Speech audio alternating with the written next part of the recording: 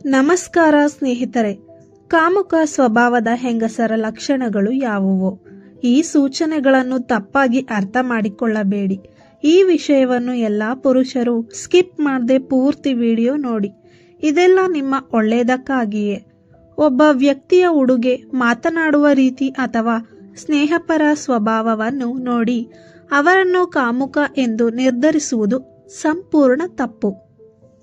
ಆದರೆ ಕೆಲವೊಮ್ಮೆ ಒಬ್ಬ ವ್ಯಕ್ತಿಯ ವರ್ತನೆಯಲ್ಲಿ ಸಂಬಂಧದ ಗಡಿಗಳನ್ನು ಗೌರವಿಸದಿರುವುದು, ನಿರಂತರವಾಗಿ ಲೈಂಗಿಕ ವಿಷಯಗಳ ಬಗ್ಗೆ ಮಾತನಾಡುವುದು ಅಥವಾ ಇತರರ ಗಮನವನ್ನು ಪಡೆಯಲು ಮಿತಿ ಮೀರಿದ ಫ್ಲರ್ಟಿಂಗ್ ಮಾಡುವುದು ಕಂಡುಬರಬಹುದು. ಇಂತಹ ಕೆಲವು ವರ್ತನೆ ಸೂಚನೆಗಳ ಬಗ್ಗೆ ಇಂದು ತಿಳಿದುಕೊಳ್ಳೋಣ.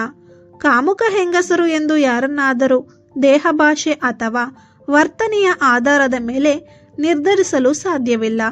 ಆದರೆ ಲೈಂಗಿಕ ಆಸಕ್ತಿ ಅಥವಾ ಆಕರ್ಷಣೆಯನ್ನು ತೋರಿಸುವ ಸಾಮಾನ್ಯ ವರ್ತನೆಗಳು ವ್ಯಕ್ತಿಯಿಂದ ವ್ಯಕ್ತಿಗೆ ಬದಲಾಗಬಹುದು. ಸಂಗಾತಿಯೊಂದಿಗೆ ಹೆಚ್ಚು ಆತ್ಮೀಯತೆ ಬಯಸುವುದು, ಪ್ರೀತಿ ಮತ್ತು ಸ್ಪರ್ಶದ ಮೂಲಕ ಭಾವನೆ ವ್ಯಕ್ತಪಡಿಸುವುದು, ಲೈಂಗಿಕ ವಿಷಯಗಳ ಬಗ್ಗೆ ಮುಕ್ತವಾಗಿ ಮಾತನಾಡುವುದು, ಸಂಗಾತಿಯೊಂದಿಗೆ ಹೆಚ್ಚು ಸಮಯ ಕಳೆಯಲು ಬಯಸುವುದು, ರೊಮ್ಯಾಂಟಿಕ್ ಸಂಭಾಷಣೆ ಮತ್ತು ಆತ್ಮೀಯತೆಯಲ್ಲಿ ಆಸಕ್ತಿ ತೋರಿಸುವುದು.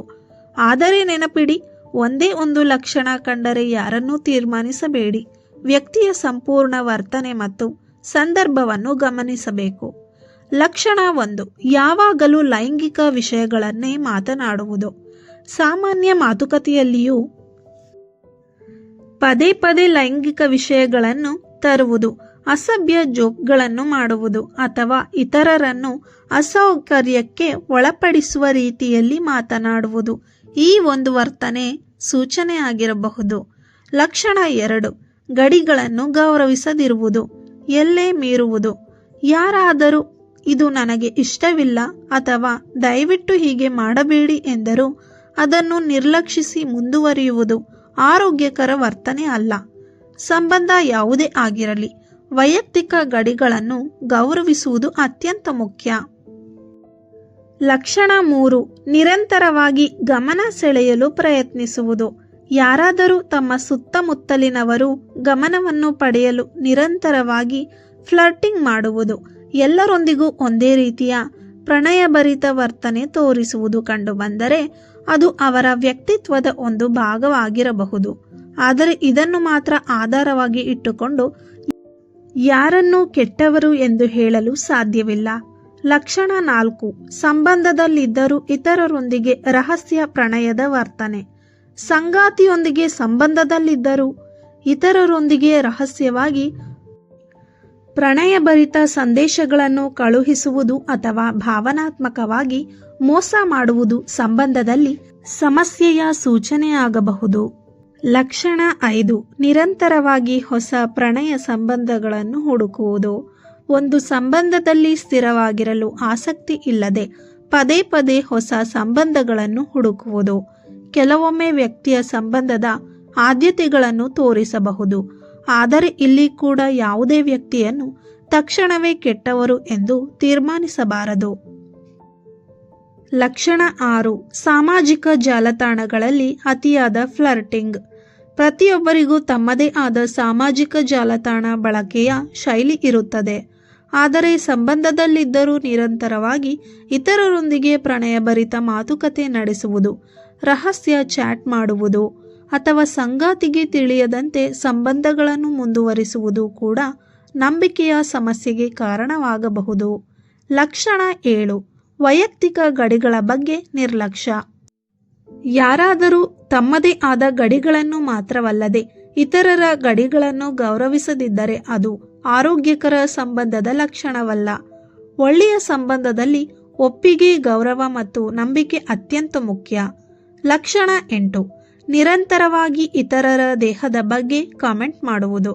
ಒಬ್ಬ ವ್ಯಕ್ತಿಯ ದೇಹ, ಉಡುಗೆ ಅಥವಾ ರೂಪದ ಬಗ್ಗೆ ಪದೇ ಪದೇ ಲೈಂಗಿಕ ರೀತಿಯಲ್ಲಿ ಮಾತನಾಡುವುದು ಇತರರಿಗೆ ಮುಜುಗರ ಉಂಟು ಮಾಡಬಹುದು.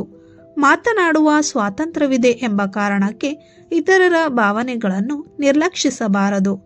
ಲಕ್ಷಣ 9, ಗಮನ ಸಿಗದಿದ್ದರೆ ಅಸಹನೆ ತೋರಿಸುವುದು. ಯಾರಾದರೂ ತಮ್ಮ ಮೇಲೆ ಸದಾ ಇತರರ ಗಮನ ಇರಬೇಕು ಎಂದು ಬಯಸುವುದು, ಗಮನ ಸಿಗದಿದ್ದಾಗ ಕೋಪಗೊಳ್ಳುವುದು ಅಥವಾ ನಾಟಕೀಯವಾಗಿ ವರ್ತಿಸುವುದು ಕೆಲವೊಮ್ಮೆ ಗಮನ ಸೆಳೆಯುವ ಸ್ವಭಾವವನ್ನು ಸೂಚಿಸಬಹುದು. ಲಕ್ಷಣ 10. ಸಂಬಂಧದಲ್ಲಿ ನಂಬಿಕೆ ಮತ್ತು ಪ್ರಾಮಾಣಿಕತೆ ಇಲ್ಲದಿರುವುದು. ಯಾವುದೇ ಸಂಬಂಧದ ಮೂಲವೇ ನಂಬಿಕೆ. ರಹಸ್ಯ ಸಂಬಂಧಗಳು, ಸುಳ್ಳು ಹೇಳುವುದು, ಸಂಗಾತಿಗೆ ತಿಳಿಯದಂತೆ ಪ್ರಣಯಭರಿತ ಸಂಪರ್ಕಗಳನ್ನು ಇಟ್ಟುಕೊಳ್ಳುವುದು ಇವು ಸಂಬಂಧದಲ್ಲಿ ದೊಡ್ಡ ಸಮಸ್ಯೆಗಳಿಗೆ ಕಾರಣವಾಗಬಹುದು. ಮುಖ್ಯ ಸಂದೇಶ: ಸ್ನೇಹಿತರೆ, ಒಬ್ಬ ಮಹಿಳೆಯ ಉಡುಗೆ, ಸೌಂದರ್ಯ, ಮಾತನಾಡುವ ರೀತಿ, ಸ್ನೇಹಪರ ಸ್ವಭಾವ ಅಥವಾ ಸೋಷಿಯಲ್ ಮೀಡಿಯಾ ಬಳಕೆಯನ್ನು ನೋಡಿ ಆಕೆಯ ವ್ಯಕ್ತಿತ್ವದ ಬಗ್ಗೆ ತೀರ್ಪು ಕೊಡುವುದು ಸರಿಯಲ್ಲ. ಲೈಂಗಿಕ ಆಸಕ್ತಿ ಹೊಂದಿರುವುದು ಸ್ವತಃ ಕೆಟ್ಟದ್ದು ಅಲ್ಲ, ಆದರೆ ಯಾವುದೇ ಸಂಬಂಧದಲ್ಲಿ ಒಪ್ಪಿಗೆ, ಗೌರವ, ನಂಬಿಕೆ ಮತ್ತು ವೈಯಕ್ತಿಕ ಗಡಿಗಳು ಅತ್ಯಂತ ಮುಖ್ಯ. ಯಾರಾದರೂ ನಿಮ್ಮ ಗಡಿಗಳನ್ನು ಗೌರವಿಸದಿದ್ದರೆ, ನಿಮಗೆ ಮುಜುಗರ ಉಂಟು ಮಾಡುತ್ತಿದ್ದರೆ ಅಥವಾ ಸಂಬಂಧದಲ್ಲಿ ಮೋಸ ಮಾಡುತ್ತಿದ್ದರೆ, ಮುಕ್ತವಾಗಿ ಮಾತನಾಡಿ ಮತ್ತು ನಿಮ್ಮ ಸ್ವಾಭಿಮಾನವನ್ನು ಕಾಪಾಡಿಕೊಳ್ಳಿ.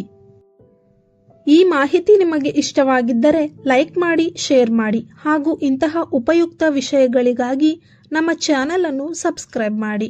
ಮತ್ತೊಂದು ವಿಡಿಯೋದಲ್ಲಿ ಮತ್ತೆ ಭೇಟಿಯಾಗೋಣ. ಧನ್ಯವಾದಗಳು.